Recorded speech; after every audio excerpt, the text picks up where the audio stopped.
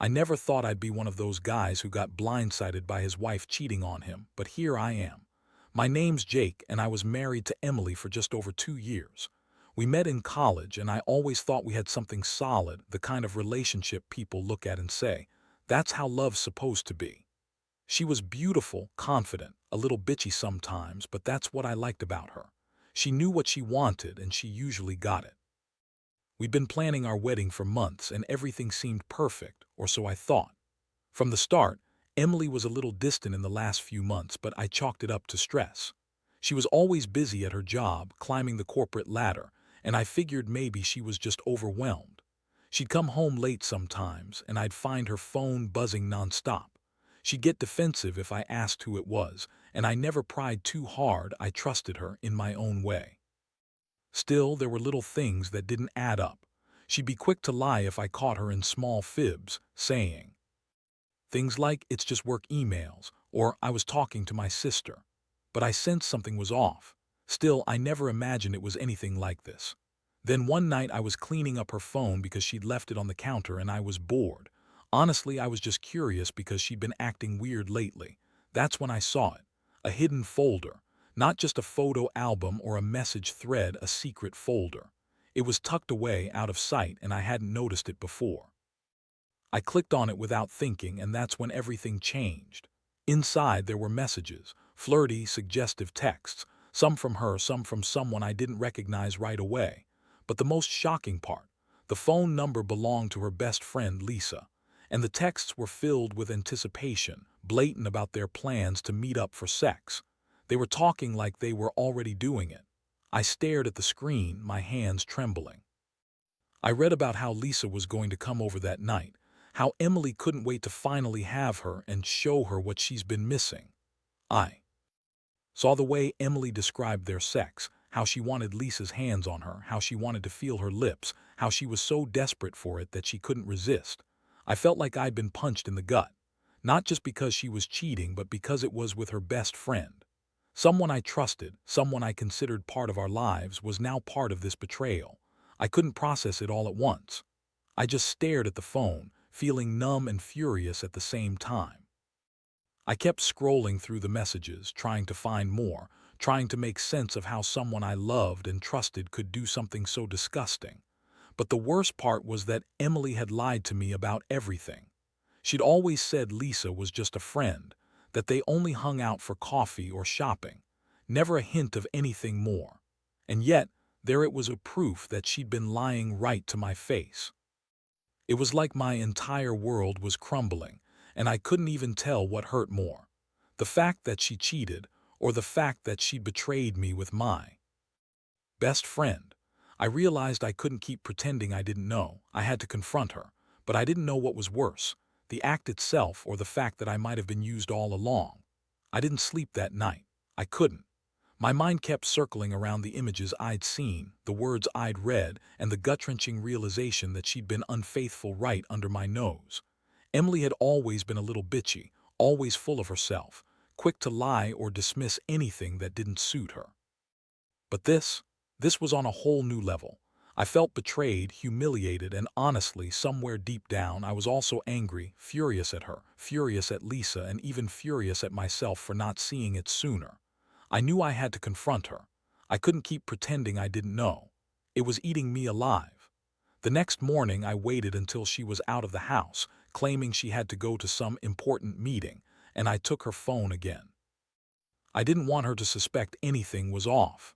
I copied those messages, downloaded everything, and kept them hidden in a separate folder on my computer.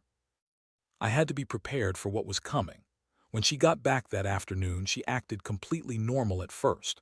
She was her usual bitchy self, snapping at me for no reason, acting like she didn't have a care in the world. But I had my moment. I told her I needed to talk serious. Her eyes narrowed, and she looked at me like I was the one who'd done something wrong. That seemed to be her game, always turning things around, making herself the victim. I didn't give her the chance to lie. I just handed her the phone and said, "Explain this." Her face froze. Her eyes flicked down to the screen, and her expression went from confident to defensive in less than a second. She tried to lie, of course. Said it was all a misunderstanding, that I was overreacting, that she and Lisa were just friends and that I was being paranoid. She even had the nerve to call me crazy for snooping. But I didn't buy it. I told her I knew everything about the texts, about the affair. I saw how her face went white, her jaw clenched, and for a second I thought she might just try to deny it again. But then she snapped.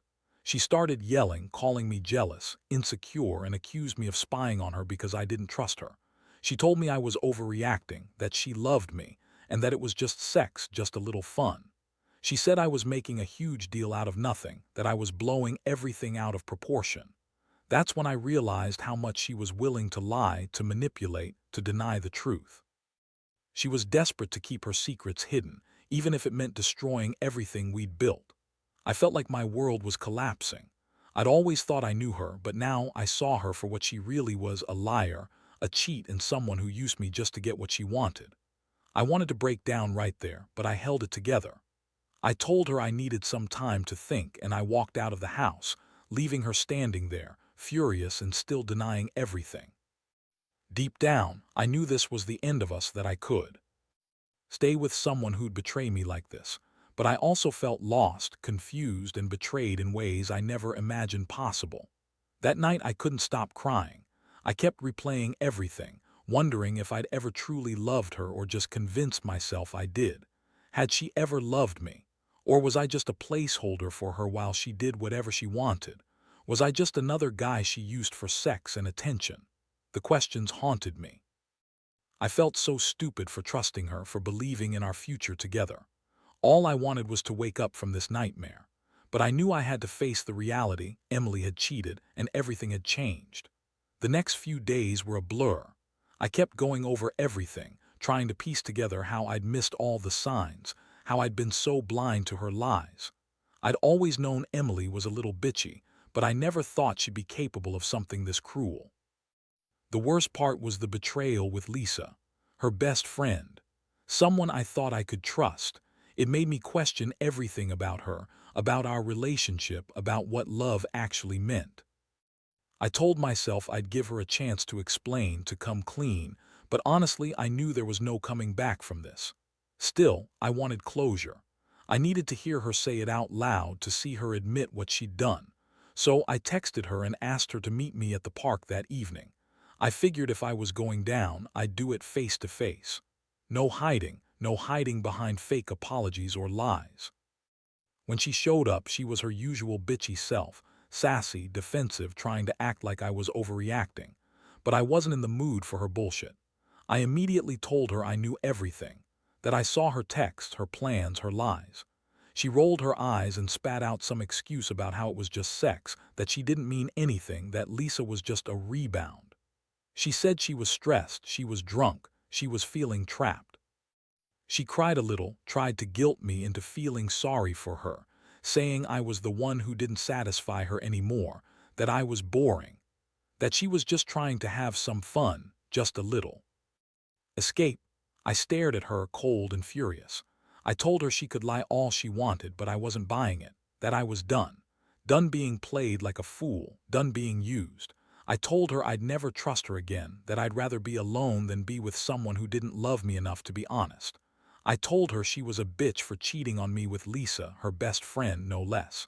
That she was a selfish, manipulative piece of shit. And I told her she'd lost me forever. Her face twisted with anger and contempt. She snapped back that I was just insecure and jealous, that I was overreacting because I was too weak to handle the truth. She said I was a loser for believing I had something special with her, that I was just a fool who got played. She spat out that I'd never really loved her, that I'd just been holding on to a fantasy. That hit me hard. Maybe she was right, maybe I'd been fooling myself all along. That night, I felt a mix of relief and devastation. I was finally free from her, but I also felt empty, like I'd lost a part of myself I'd never get back. I started questioning everything about our relationship, about the love I thought we had. Maybe she never loved me, maybe I was just her backup plan until something better came along. The thought haunted me: had I ever been truly loved? Or was I just used and discarded like yesterday's trash? I didn't know what to believe anymore. And yet, deep down, I knew this was the turning point. I couldn't keep living in denial or hoping she'd change.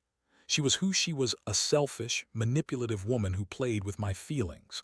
I realized I had to move on, no matter how much it hurt. I had to rebuild myself, find out what really mattered, and figure out if I'd ever be able to trust again. For now, though, I was just trying to breathe, trying to process the reality that the woman I loved had lied, cheated, and thrown everything away for sex and a little thrill. And all I could do was hope that someday I'd find someone who actually loved me for who I was. The days that followed were some of the hardest I've ever gone through. I'd never felt so broken, so completely lost in my life. Every time I closed my eyes, I saw her face, the way she looked when she lied to me, the way she sneered when she accused me of being insecure. It's like my mind was stuck on replay, tormenting me with all the memories of the good times and then smashing them with the reality of her betrayal. I kept asking myself how I didn't see it coming, how I could have been so blind to her true nature. I started to get angry not just at her but also at myself. I'd trusted her, I'd believed in her, I'd thought she loved me. But now I saw her for what she was, a bitch who lied and cheated with my best friend. It's a bitter pill to swallow, realizing that the woman you thought was your everything could do something so cruel. I kept replaying the texts, the sneaky messages, and it made me sick. I wondered how many times she'd lied to me before, how many other secrets she had, and whether I'd ever really been loved or just used. Honestly, I was on the verge of a breakdown. I didn't want to be that guy who spiraled into despair, but I couldn't help it. I felt like I was drowning in a sea of betrayal. I didn't want to see her, talk to her, or even think about her. I needed space. I needed time to heal and figure out what the hell I was supposed to do next.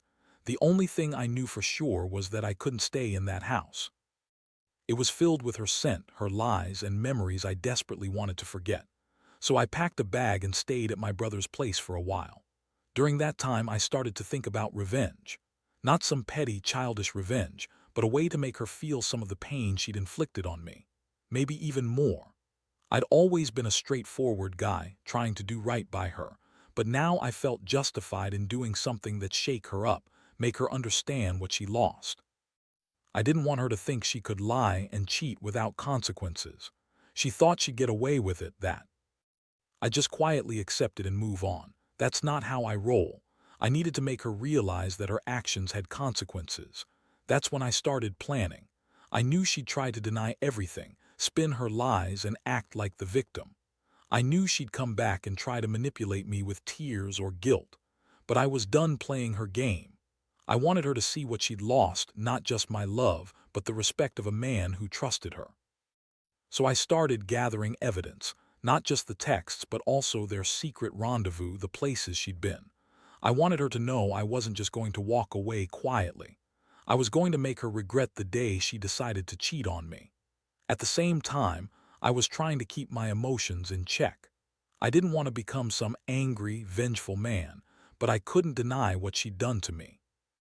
Every night I'd sit at my computer, plotting, imagining how I'd confront her, how I'd make her see the damage she'd caused. I'd decided I'd give her a taste of her own medicine, show her what it felt like to be betrayed, to be lied to be used. I didn't want to just walk away. I wanted her to feel the sting of her actions, to understand that she'd lost someone who truly loved her and who would never trust her again. She thought she could walk all over me, lie and cheat, and I'd just accept it.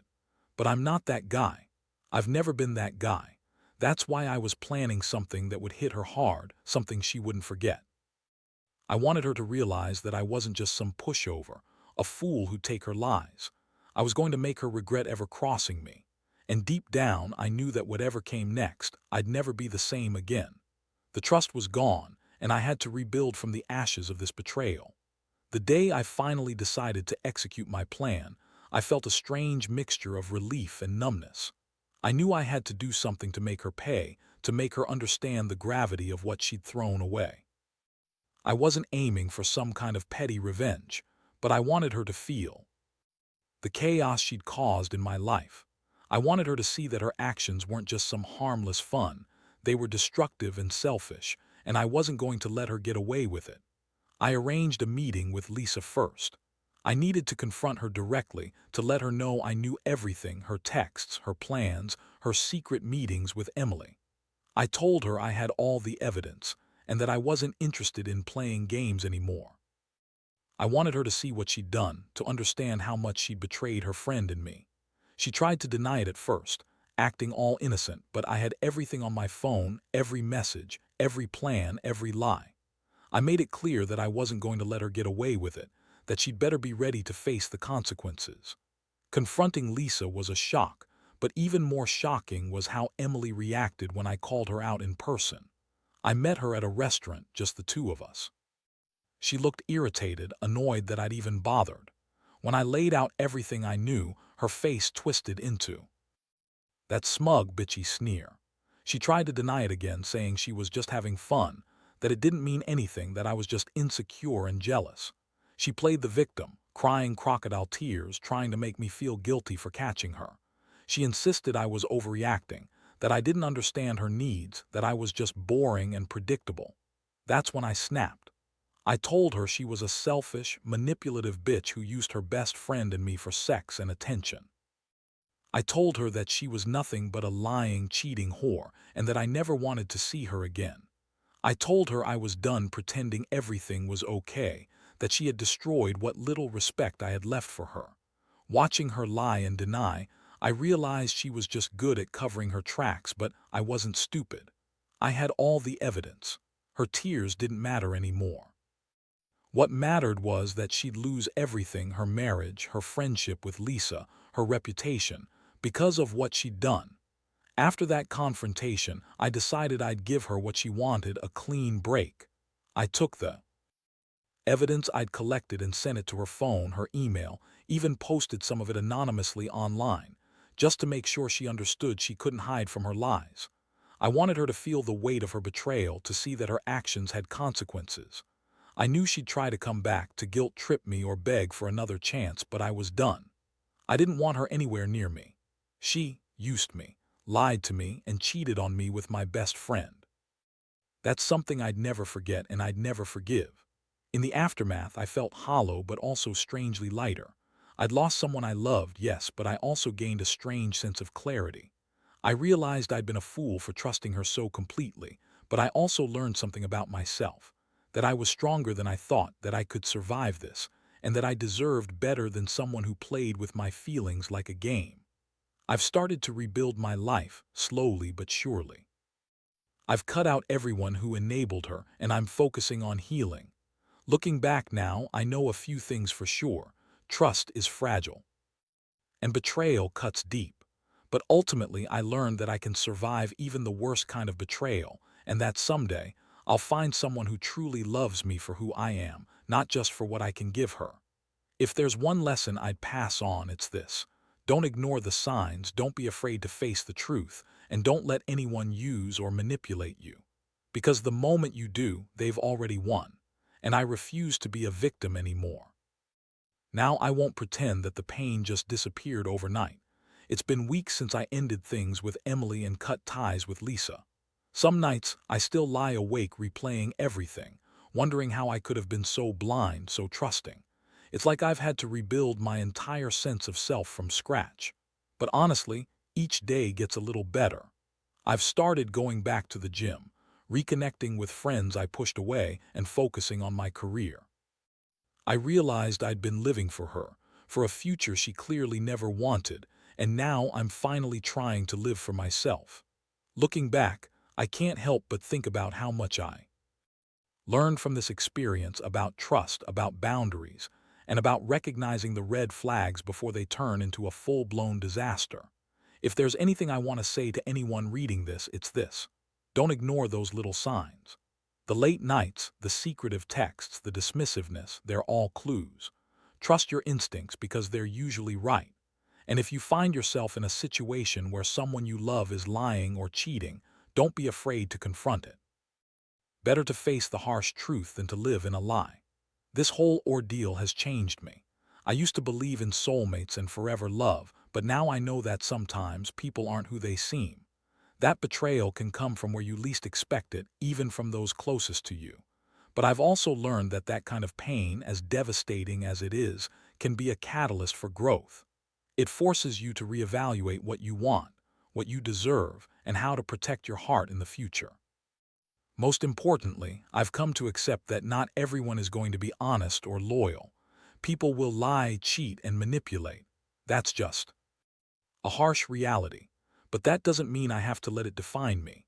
I've realized I'm stronger than I thought, capable of healing, of moving on, and of finding happiness again. Maybe someday I'll meet someone who values honesty, who loves me for who I am, and who won't use me as a rebound or a backup plan. That's what I hold on to now. So here's my final takeaway. Trust yourself, listen to your gut, and never settle for anything less than genuine love and respect. Because in the end, betrayal hurts, but it also teaches you what you're really worth. And I'm finally starting to see that I deserve better than the woman who lied, cheated, and threw everything away for her own selfish reasons. I'm done with her. The future's mine now, and I'm finally ready to start living it.